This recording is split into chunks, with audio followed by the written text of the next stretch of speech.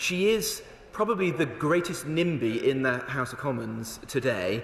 We believe that the number of people coming into this country is too high, that it is placing unbearable pressure on our public services, on housing, that it is making it impossible to integrate people into this country and is harming community cohesion and national unity, that it is also a moral failure because it's leaving people on welfare and enabling companies to reach all too often for the easy lever of foreign labour. The British public want us to get on with the job now and bring down the numbers coming into this country.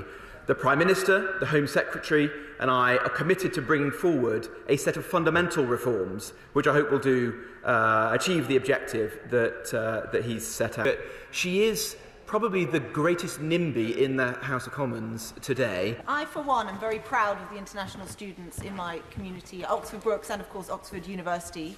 They pride themselves on being able to attract the best and brightest, and this policy is going to make that harder. Yeah. And we value them because they bring value. They bring, on average, value of £400 million to the Oxfordshire economy. So why is this government, and apparently also the Labour Party, intent on stifling our universities, but also our economy? Well, I have affection for the Honourable Lady, but she is probably the greatest NIMBY in the House of Commons today. She always opposes new homes, new development, new infrastructure in and around Oxford. And so it is quite wrong for her to say that we should have an open-door immigration policy, welcoming more and more people into her community and others, without meeting the demands that come with that in terms of housing and infrastructure. The sheer number of small boats have overwhelmed our asylum system and forced the government to place asylum seekers. This government remains committed to meeting our legal obligations to those who would otherwise be destitute. But we're not prepared to go further.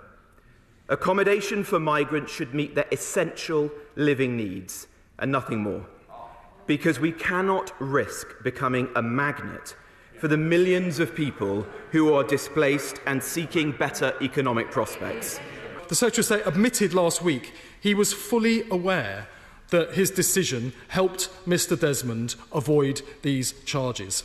So why was it so important that this decision was rushed through so suspicion arises that he was trying to do favours for a Conservative Party donor? Contrary to the wild accusations and the baseless innuendo propagated by the honourable gentleman opposite and restated today in a series of totally inaccurate statements and comments, this was a decision taken with an open mind on the merits of the case after a thorough decision-making process. For the benefit of the House, I want to take this opportunity to outline the facts of the case.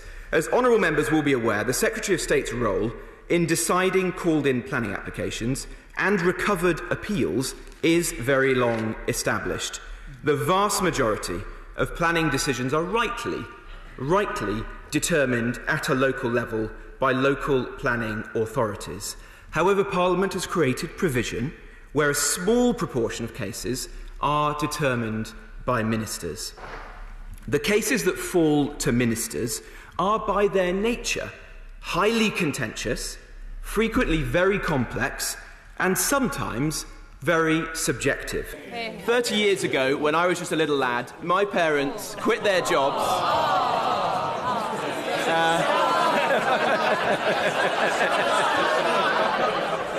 30 years ago, my parents quit their jobs and they founded a small manufacturing business around our kitchen table.